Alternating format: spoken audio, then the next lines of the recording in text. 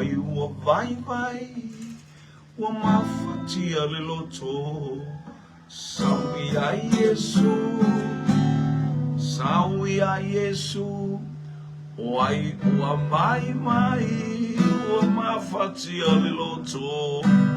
Saui a Yesu le fa'aola. Wai ua mai mai, ua mafatia le loto. Saui a Yesu, saui a Yesu. Wai ua mai mai, ua mafatia le loto. Saui a Yesu le fa'aola. Saui a Yesu, saui a Yesu. O ia o se uo e whaamaoni.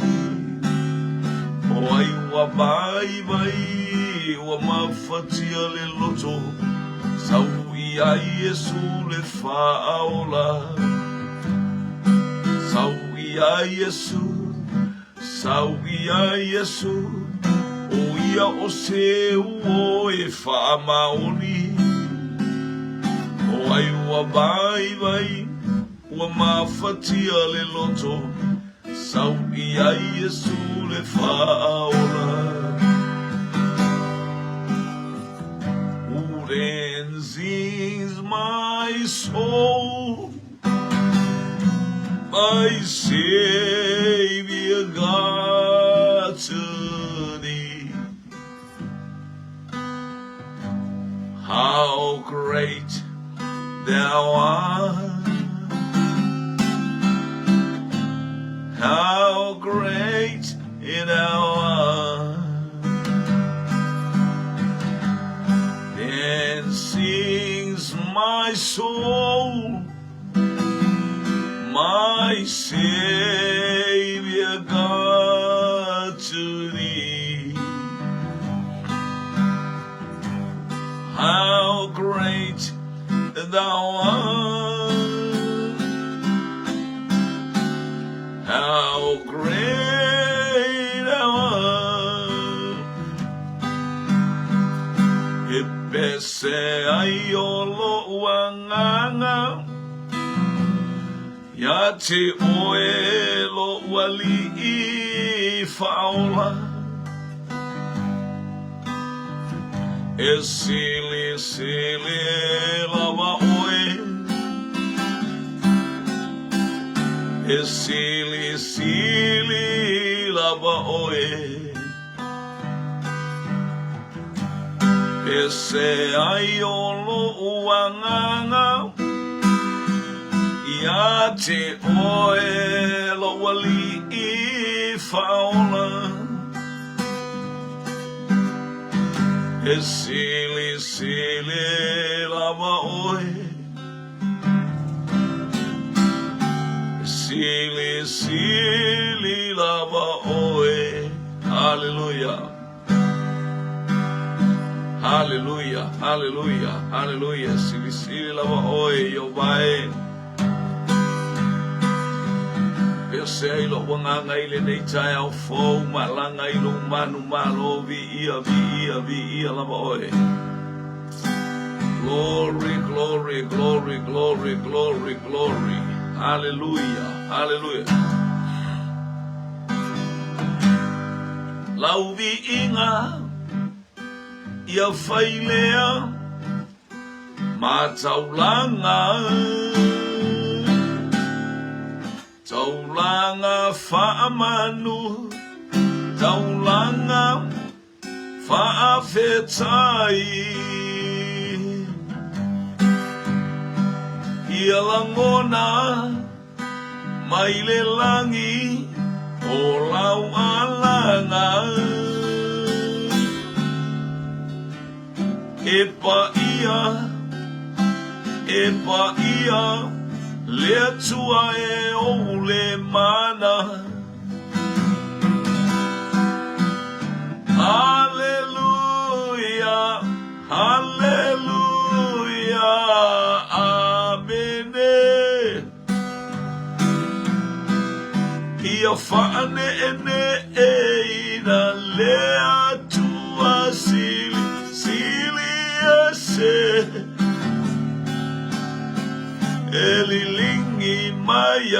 Yesu olo wanganga mapapatiso ina ima so uma ya ufamanu yanga. Hallelujah, hallelujah, hallelujah, amen. Yo fane na lea tua sili ese lilingi maya Yesu ulo wanganga mapapatiso ina ima so umaya ufamanu yanga. Hallelujah. Ai oi le vinga fa paleina oi le vinga yo vai le tamale alo malenga pa ia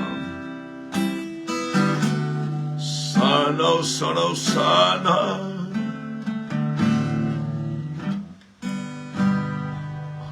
Hallelujah, hallelujah, hallelujah, hallelujah. Taita malita yao vi la bala ufio matutuina tulfamanu malfane tanga taifo ile ile nei maftanga mo le tao fo le sufo tao fo malos fo fa malo longo fo wa fa mliango fa fo wi na le tao taifo ile masina lonos fulo le tausanga o mato maua Yefia yo mato loto musanga oli ate oele unoa ya mato ngongo ile aso tolo nei masina vi ia lava lo suafa mal por kala mela ufana nei tayao mato tu le ia fala aule nganga pa ia tasimai nganga pa ia mala ufana wanga sala tangata along mo le loto fa mo suafo Yesu Kristo fa mangalo mai le ia la ona mo le maftanga la fa nau anga le mai le tayao tai yanga pa ia mia umono Yesu. Amen, amen, amen.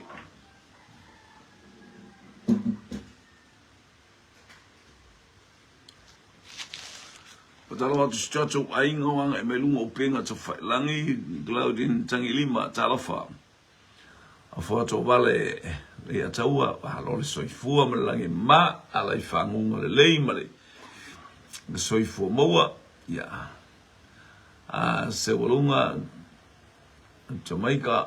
Oh, praise God. Vi ia lele ia watalo fatu fo ile sunga le ile to ina talo fa ile sunga to ina ia le auto stus fo ile alof tu no pentecoso ile la rolangi atoa talofa alofa atu fo faltua talofa J Jimmy Brown William talofa vi ia lele talofa te le uso va time fa talofa ia vi ia lele anga lele ia tu le tua ia pa et fo i hallelujah hallelujah ile anga le tu ni chao praise God fa talofa tato fa le si global kingdom hallelujah anga lele ile ima pa ia tu le tua fa mu ia tu ile tua ile nei chao.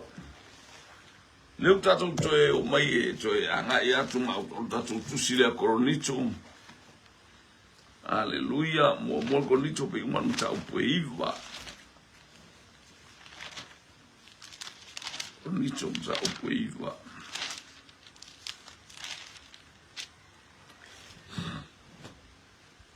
Ia lo faina le o faile nga le atua mana ia fo ile an. Eu tala. Alo lofa I feifi au. Ia vi ia le tua pe wa lofa mai la per caresia. Ia ma tau le tala tus pa ia o amela tu te lau wane. Ai ma feinu ai au ai ta tau le fainga luenga lona tau. Ai la tua la te fainga luenga le anga. Na me le anga me te ai anga ole atua sila male. Ele fa peta pi o tatou pe fa le to malango e pe la ba yo le pule ai ke pase e ma io e pe a mai a mele o le pule a o ngā rue ngā lea tua fo mai lea tua o a mea lau ane ai ma feinu ai a wai ta tau i le whai ngā rue ngā lona taui a whai ala o te latu te whai ngā rue ngā le anga mo whai me ia le kai fia mai se kare sia ia kia Aleluia io o le sila fia e lea tua mea amene i ese mana ia fo le maingo le fe au le atua ai ma filo na le me lau wane e lau sa o mai ele ainga e mai fo ia tangata me le fai te fai me le anga e te va ia tua i ngutu ma wingo tangata ele mai tangata la na me ai mai le atua e mai le atua le anga o le atua na te fa polo kalameina me na te sila fia le tu ai ngā tau mawhai mo whetau I mo oe.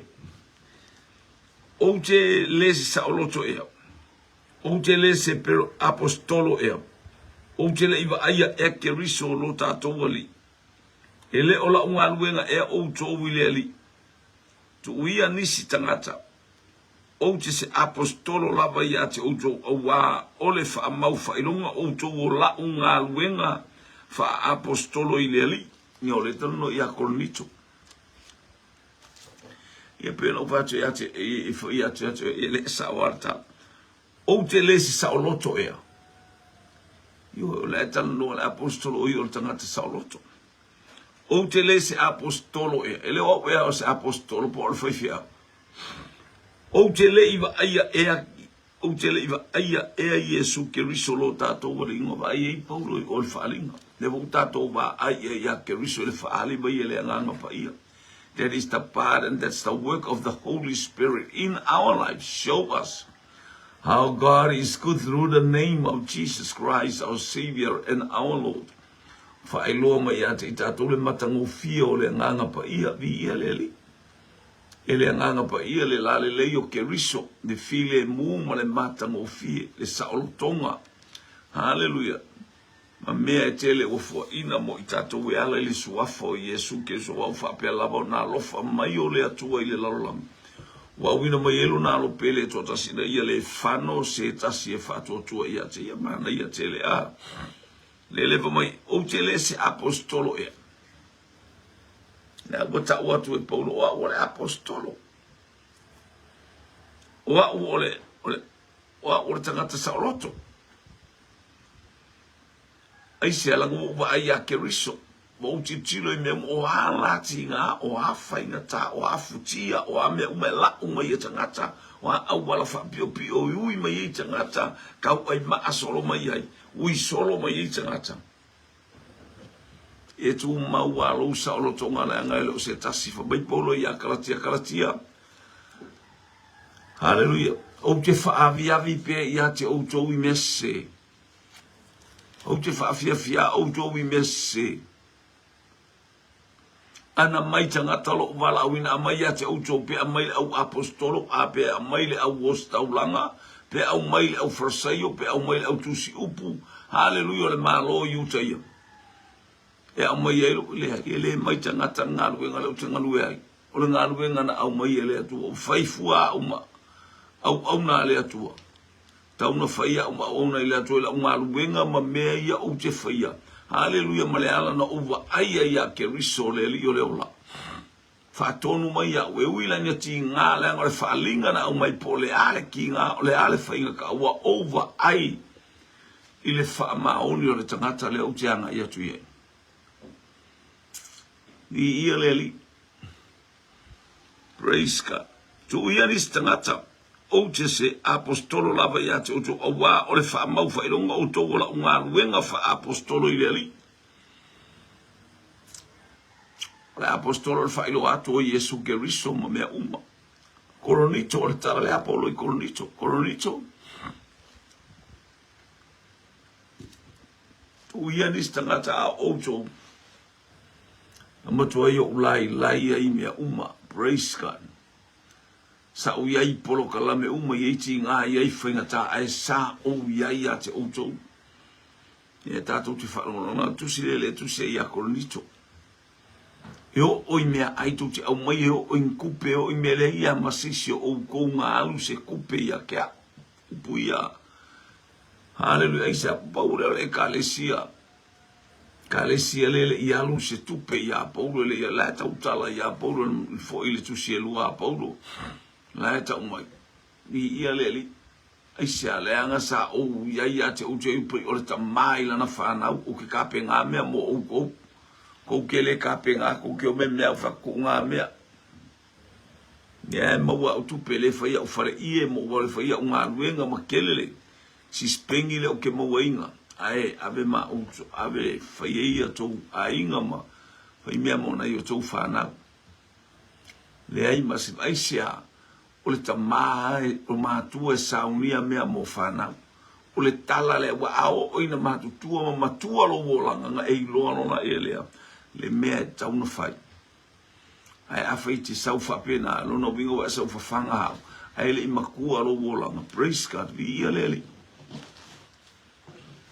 Hallelujah. Whaftai le atua e sele mana i o le upu le atua le whalonga o le upu le apostolo. Danga i loa le le apostolo le i aluse.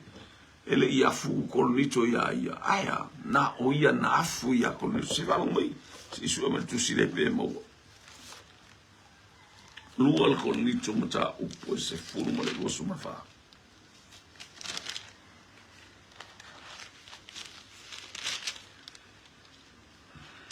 Whauta wa atu toru lo usauni o te alu atu ia te utou.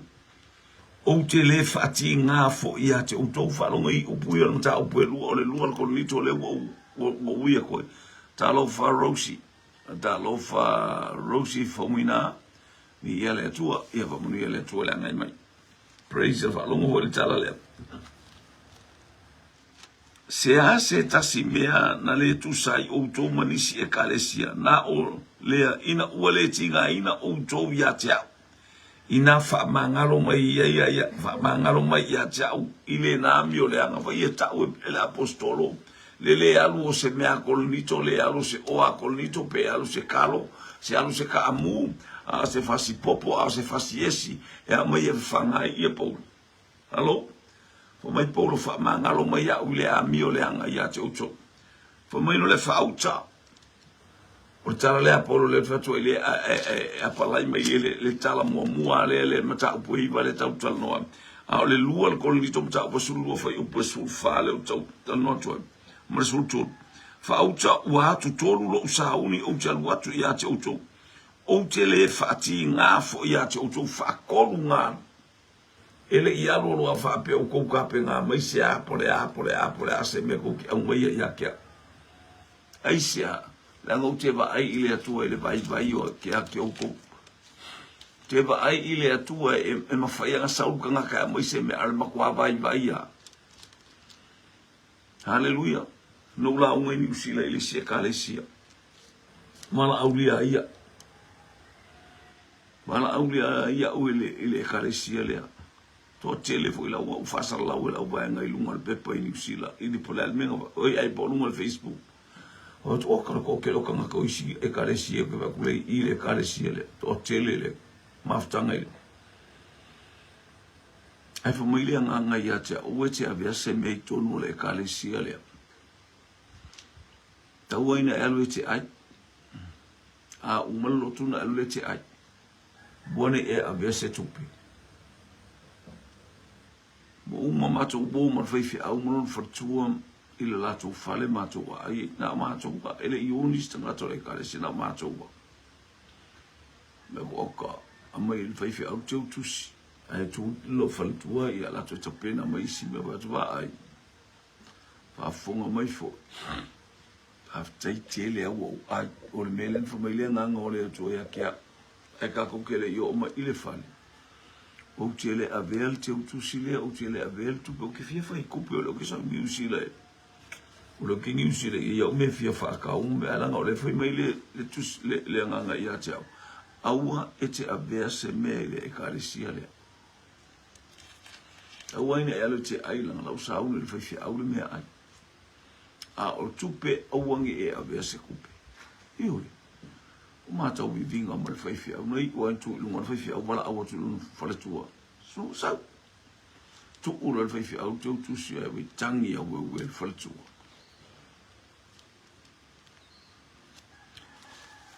Mirin mama na o te sau la matia faise me alo fa mo e tu oi me le alo fa haleluya al me alo fa e tu fa sili atu lo fa lo mo ile inga me alo fa ngai au sili e lo fa longo i le atua iwe fa ina uno po fele be sili lo nga me pe sili me alo fa pe sili lo fa longo i le atua o me alo fa o mai le atua le o fa ia atua e mai le atua au mai le nga au te ave se me ia au hallelujah no praise God yo wala atu ya tama para mo ala ngo le mo ia le me alo fa me alo mai le te la vai a o fela ele inicio le carecia vai le carecia tu solo vingo tala e fa mano lu fa te fa longo se ele te fa via e fa fumo ele o ye se malo se o tono le carecia ele o le foto ela to foi te la mai ia vi ele le mo moli le upu ana wa e lo le standard la ele e carecia ma to tono le carecia wa afta ia tama taia ni ele praise God, yeah. Pio le winga na tala pio tata utala no e mana tata falo no mai le tai e kalesia tata la to e kalsina tai tolu mata fale tai tolu ingo isi kanga kale lo ko e pinga o mai o le pe o ta o o le la wala to faila o yo le ala le mela o la tata o mai e se tu pepe mai se me mai na e kalesia o le ka leva mai po le fauta wa tu tolu lo sauni o te lo atu ia te uto o te le fati nga fo ia te uto wa o te le sa ili ia o to mea ai pe tai o to lava se ibanga nga wa sa wa tanga te mo na loto fa pena o mai se mea o ke le sa ili se me tala na po vi ia le o te le sa ili se me ia te uto maftanga tua tanga loa talo falni tai ao mi ia le li malo soifua mi ia le tua ni tai ao praise God le fe me ye wa tu tolu uteles le fe me lo le lanta a wa ele tatau ona fa putu o ele fa na mo matua o matua mo fa na ele fa putu o matua mo fa na mo matua o matua mo fa na so i fua mai lo le matua fa putu lo le o ia o le me ka unga o lai o tu sa maona matua ele te asel o nga me le tua fa putu mo le fa na o le tama tu sa maona matua ele te asel hallelujah praise o na wa ele fa putu e fa na ele o me ka ko fa no ele fa fa no wa o me ka ko o tatou te loa le mea le lei ma le mea matangofia Rosie Famuina talofa ma mea matangofia o ia tatou whana o le menata o le oe a vatu e matua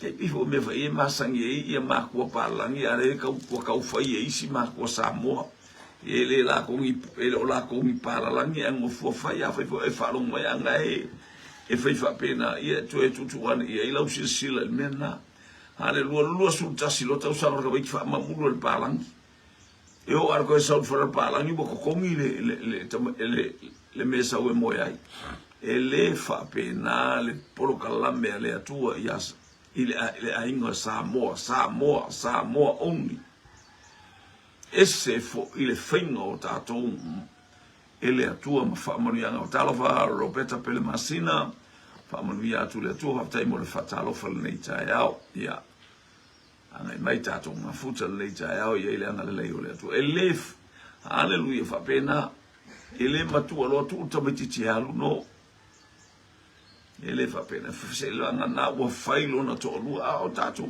o ini fo ia tato hallelujah tele e tinga na faile to lu va to ai ma tala sel man e fo na ia fa uta le fo ia tato matua fa mole o fo o le matua o fo na fa pena o matua o fa ia lo to lu asa sa o lo koma ni o lo to e fa lo to lu asa sa o lo to ma Praise God. Ele umaya la to tau fai ia. Ai ai lo matua wa o teimi a fel to lu o tami titi wa o teimi nai ta pena ilo na mafofa mo na ola tanga. Fo le i tato por kala mele anga i mai tau langa fia file na fai atu ai ia kopo ia lapana. O le afa pe anga fai afa fe o fia fo ia o sa ilingi me mo ai o ko kele la fanga. Ele ko sfuru kas kamiki.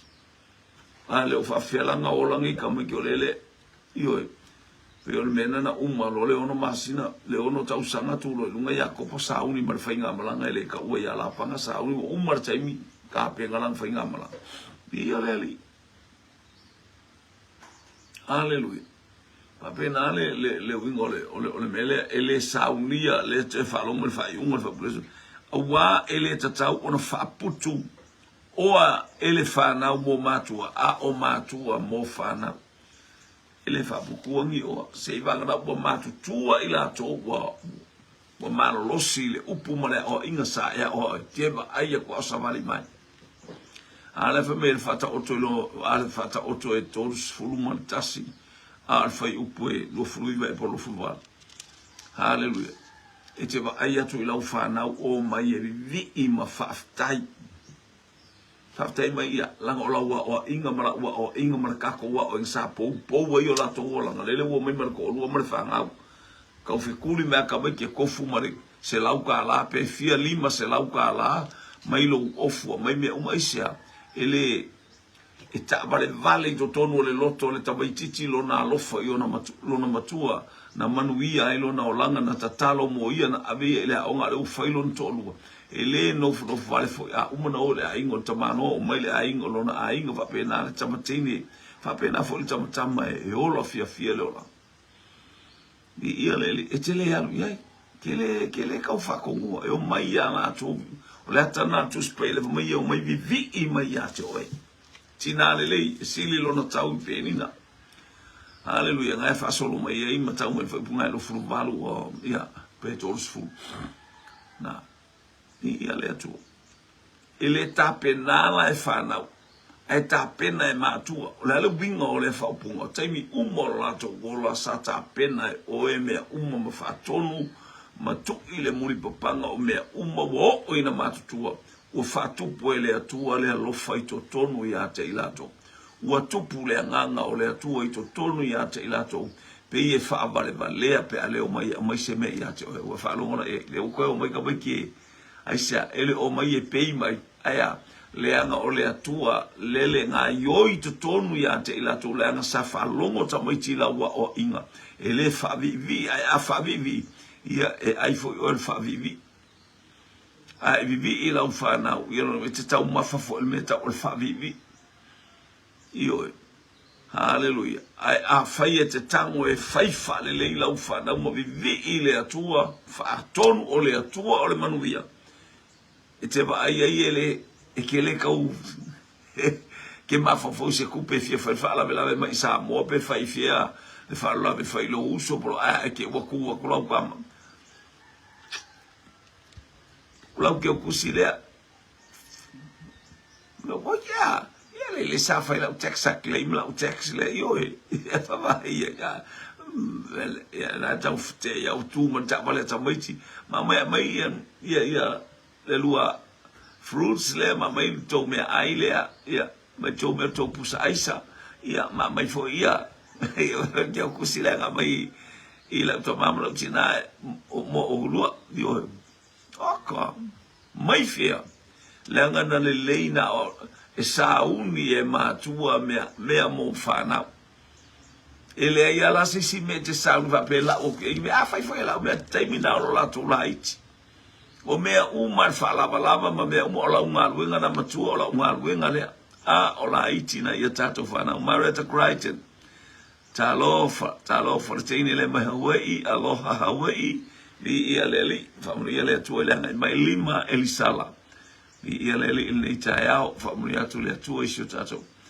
haleluya isele mana ia o lo wa o ngor fa na wa awa o mo tonu haleluya ile tu a o ina matua ile te a ese la le mele te a ese ale wa ba ile o mai wa tautala sole ingos tamaita e tautala mai au ngaruenga i loto lau whanau o aina te whaia e ole nganga ole atua e whamanatua ngaruenga le leisa e whaia e to e fo i mai ale whanau haleluia to e fo i mai ale whanau ia te oe a batu se me ilo lima tu mai te avale vala au mai telefoni haleluia alo e foi la whanau e kofua mare mea lai e ai o aso uma e tala noa tina ia tala noa mai ia te au ia tala noa la tina po e se mea lai mana o e po lea pe wala ume vai lau tu pe va ailea aso uma a uma tala noa mai New Zealand tala noa mai ia fier mele i haua i tala noa io e mai fier whaatonu a o ta maiti fo i nei Samoa hallelujah vi ia le praise God o se ainga fia o se ainga i le atua o se ainga e whamalosi le upua le atua ni ia le o peno batu ya te o fia maua se whanau sirina close mai atu e o le tama atu sa maonana te atu ualoa whasala o le atu la whasala le atua weba i atu e umai au ta whaolau whanau i ate oi e le fia mai le mai ei Paulo o la ule na tali i e whaamasino mai i atea o le tala le a Paulo leu tato to e peke le tato mta upu momol ko lito mta upu iwa le wo il fai upu tolu o la ule na tali i e whaamasino mai i atea e le o la mato fai talia ea ona a ai mai vai whalongo i a Paulo amako ako lo me o menga ko ke fai ai maingu ai ko me la le o mana fora tu le o pole tu ai fo me Paulo se falo mal foi pule ai elima ele o la ma to foi talia e pe ma to che fe wa i male ava kelsiano e pe o apostolo uma mau sole ali ma kefa pe na o ma ua ma pana pa ele sa ma fai talia e ona tu o ngā ruenga whaaltino. E mātou te whewa i, teimi o whewa i male au apostolo mō lātou tai tō lua. Wa tamale o kefa o lonto e o amalon tō lua, tamale o Peteru, e o amalon tō lua. A pe nāle au whai ngā ruenga whewa i mō lātou tai tō. A whewa i, i ia leli. Praise God. E o mō lātou tai tō lua, e lo se mea whaitalia lea. Hallelujah. Ele tu olma tu fai tu mai ni tu pe mai se me se pole ase me fia mo ma tu ele ai. O le vinga na ta ele fa ki ngoa fa pe Paulo nga winga le tu se ka ko ya ku ya. Pena ai ma ua fitu oi ea se alu ile taua. Ai le tauia o ia. Oi ea se na te faia se to vine. Ai le ai ona fua. Po ai ea se na te leo ina le lafu. Ai le sua susu o le lafu. To a patu leia usanga i tua a whaia ngā whila usaka ngā sanga. Ta o le leia a o ai se to tōra sanga ai na mua walu fati a patu mai nei lo matu tualae isi lo matualae vasanga mai o gatu.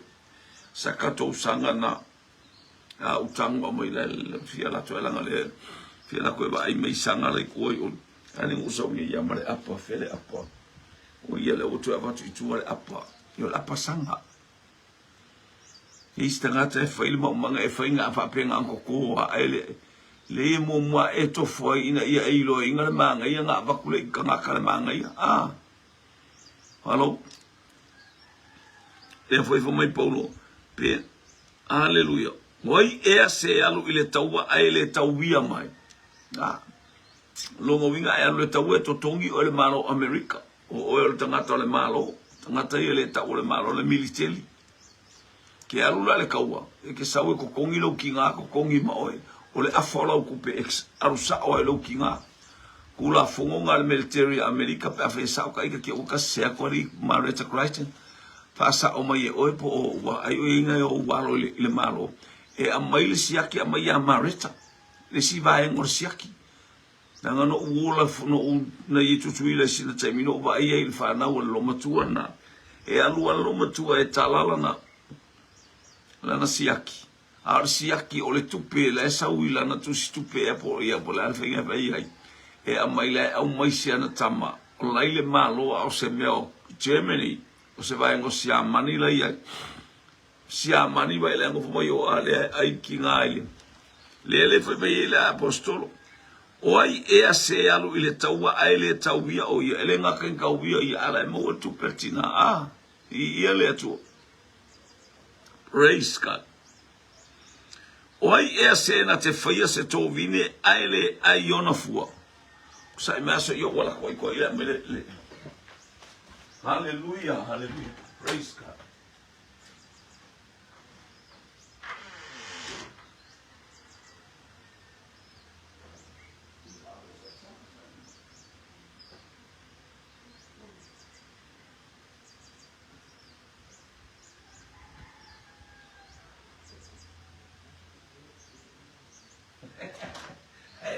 Ele é o super foca la belele. Alô? E fa malu ko wanga sis o ma ai ka pai que sa. Ai ko. Fai tonga sanga ai ita ai la tafana wa. Ele se ka makai alwe fai se be ele ai. Io o te tonga sanga le o wa ke le lo ka me ka wa. Au te familia o se longa ko masi le wo mo le masi ne ya tolo ina to mo ya februari ya augusto setembro o que to le wo mo le o que to o ko mo masi o la ko fa mo kwa a isi me o wa ka bo ya mo e pa io pero le tau mo e te va longo mo e oi e se foi le to vine ai ona fu hallelujah. Praise God. Fai o yeim unu se e o soi tua mato. Rato maro sa ma woia o kipi le kumu lo fa toa ma. Fa toa mo lo fa pe. A o ko kipi le kumu. Ya. A fa toa o so. Au ba ku ngai la wa no lo kipi. Na o te ila fa na o atu. Wo fu mai le u. Wo fu mai le u. Le mawala lo le mawala mai tani e kari e la e ti a ko no ma o pe ai foi na le no sole se le fa ko se me nga lo ko vale ko que e va ai foi uno isca que yo e o tala ula ti e kali me ale mo que va me le va pe kai kai o fuera o le ka le moli o ale fuera yo le man yo fuera le mawala lo ata no fa ba fa yo me o mata te fa ka ke fa ya kai lo po le ase se react sa wai ko vai le fa fa ngaka i le ai o ka le fu i le poi e se na te le ina le lafu ai ile sua su le lafu ele yas ka ngaka le fa ya la lafu povi ala ngala lafu povi nei vai tau wale ka o susu awa so yo like titi Mauti atole ave fai ale pa fai mauti o tai mai pa fai si a inga fai la e fo la to saka fai e fa putu ala a inga le pa fai wa fa feto titi foi sa fa uma titi foi sa ulele o ulale ia o lo wala tulale a o mai pa fai Mateo mo so fine po la uso ia malaiti ia a mai le ato pa fai na mai le tongi le pofi pe a umana sa taula au su lo tina o lo tina la e no le vai le povi no le si vai le to no yo e a le fo vai to taula su le povi au no le vai ko so le ngo yo e le mo faina na fai fuale a ia a tu lo matua furu au su le povi ia kan fa pasilo mo so as oka sole le fai me tu spai Poi e se na te leo ina le lafu ai le sua susu o le lafu. Na povi lafu oti se manai. Ole atale ole winga le kerusiano. O so stangata e faila na ekalesi e kakau ai me ai le mai le ekalesi. Ke lo fato amatanga nei ekalesi. Te le fai atu le ekalesi wa mate o le ekalesi la to le ekalesi mate o mai le ngata. Na mata familia to mate o mai fai le ekalesi. Ina mama ya le ma o fa na we fa ma to saka fa awa mata nei no mai tanga ta fa pe nan fa manu ia se ia o ma nei vai ta a to no to te le la to wo mai fo i ma fu tai to no fo nei ka le si ia ma to te o fa manu ia mai le tua so se me ai o tupe wa inu o me uma e sa uia ele ka le si aya ma amaya ma ua ele isi ma fa ia tu ava tu li sa so ma to mai ma umu le ka e tangata o mai ma umu ia mai ma me la e foi el mai ata tu so le to wale ia o pe no le o me uta vai me ia fa inu i tu ari e uma tu le lo tu ata tu o atu solo to mai ti ava tu ia me ai tu la sa tu i tono la to ta vale ia le ai sia o ngā ruenga uma tātou te whaia e wha ma i te le atua i le loto le tangata i le loto le auso i le loto le tua fine le ata mama le tina le aingo le karesia ave se mea ai marwhaiwhia ave se mea ai marwhaiwhia au pe wha no whai atu i ate oi hallelujah o le ngā ruenga e te whaia e te ai whai ma Yesu o a mea e lau ane a ai ma whiinu ai au wae ta tau i le whainga ruenga lona tau i talofa toni to ala, talofa. E ta tau i le whainga ruenga lona tau i. Praise God. E le igla se me wapea, e te wawai atua i le karesia e kai fia mai eska, ka se me ai au. E a se wanga nā tangata whaia le se alunga ia fu i o langa molonga i fu i wawai nga ke le fia whanga ai es whai fia. Ia o le whapea o le to anga me le lotu, e le lo. Ele ola ele upule ola nga te le la to fa pena ele o me mangi me ele fa pe ola e ola le upola e malo sia nga ole nga le muy am le me nga ki fa ia ele a se me man fa una te lo tuai a se me ai man fa una te lo tuai la ta foi la fite la ta ile ta to fa tonu na ina i Otahuhu luas fumale lua Station Road Lua se fulu male Lua Station Road. Hallelujah. I Otahuhu. Praise God. A fene ai fose iputi mas fai fiawa be isanga ki po sang kofi. Ya be fo ye masina sanuisi. Ia le tu. O mea ia tau faia. Na ia le fatonu le anga ia toita le anga le mai ma. Le fatonu folau fo tato por kala me le taimi ma le taimi. Ia le. O te whai atu ea nei mea i upu atangata. Ele o whai mai foi ea ele tula whono nei mea. Whai mai Paulo. O whai aku gei mea unga kalang ka ngaka o whai mai. No, this is what the Bible says. What the law, Moses laws says. Whalonga tala Mose. Ele o whai mai ei ea le tula whono i nei mea. Awa watu sia i le tula whono a Mose. Awa e te fusi le ngutu o le povi a o solsolia e ia le saito.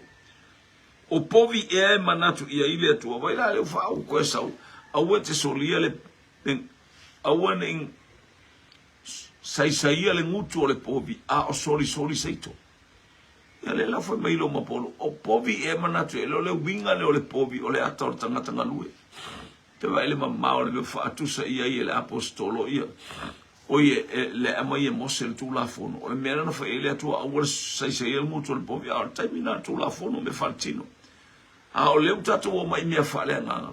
O povi e ala e fina ngalo i ele atua, ele o povi, o le tangata.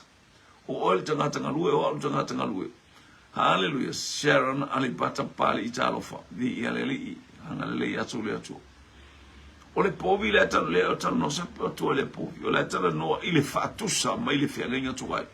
I le tu la fono, la e whai ele au le soli, a o ene soli le povi, au le ngongo arangu tu le povi, la ngai fia aifo le povi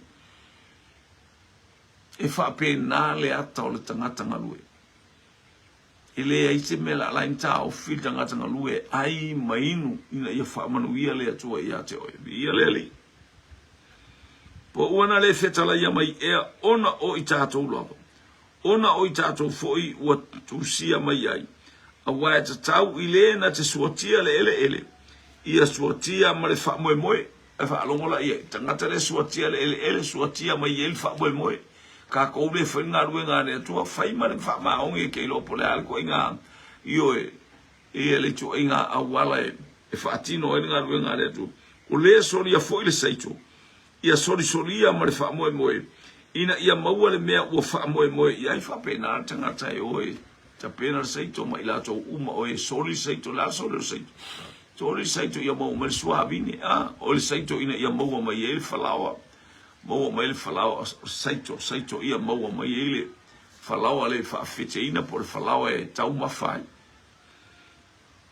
ni ia le li a whai wa mātou rulu watu ma o tau mea whaalea nganga o le mea tele e ape a mātou sele mai ia o tau mea whaalatino a pule isi a te o tau ele siri ea ona pule o i mātou a mako rulu waku mea whaalea nganga ia ke o kou mwha i loa atu ele whaifi au ia te oe malo le atua malale se mea kele ia ke oe lau au mai o se fasfa i ai ele whaifi au a o mea whaale nganga o mea leilo, o mea mawang e leilo, pen whena sa ili e whaifi au. Malelia li o savelio talofa, praise God. Tawati pauli, malole soifua. Ia lewa talo no malitus pa ia.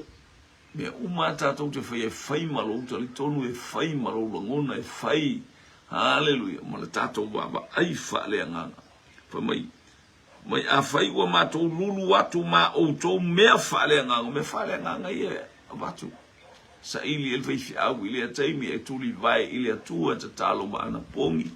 Ina ia manuia oe malau ainga, ia manuia lau whanau, manuia oe malu toa lua. Ia manuia au ngā luenga o whia lava so se mea e whasanga ia. La e ta talo lau whaifi au ia manuia le kālesi. Hallelujah, se mea tele ia te oe lau au mai o se mea ai el whaifi au. Se me tele ya te olo o mo le sima kwa okia pe ale pe ba ko la ave fas po amar fe au ele ai ba amar io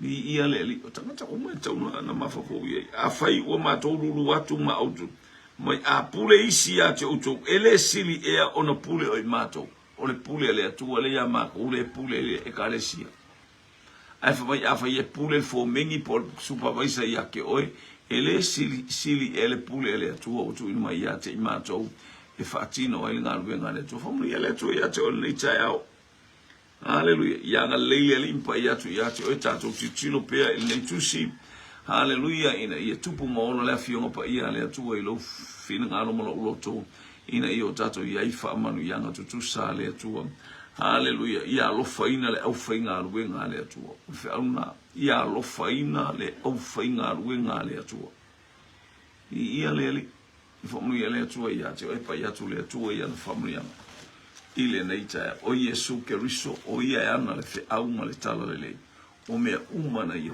whaia hallelujah hallelujah na ia whaia o lava ilo na soifua ato toa o ia toina mai mo oe moha ina ia maua i tā ua le langi ma le ola e whawawau. Whawtaita mai lau upu ili nei tai au, whamanuia o utangata, ona o Yesu. Amene, ma amene. Ia i e whamoe moe, pe atu saimele whawhanga o le tāsu manlua, o ina tātou pō kalame. Hallelujah, ai mainu e mamao le alau. Whawtai lo awai ona o Yesu. Amen.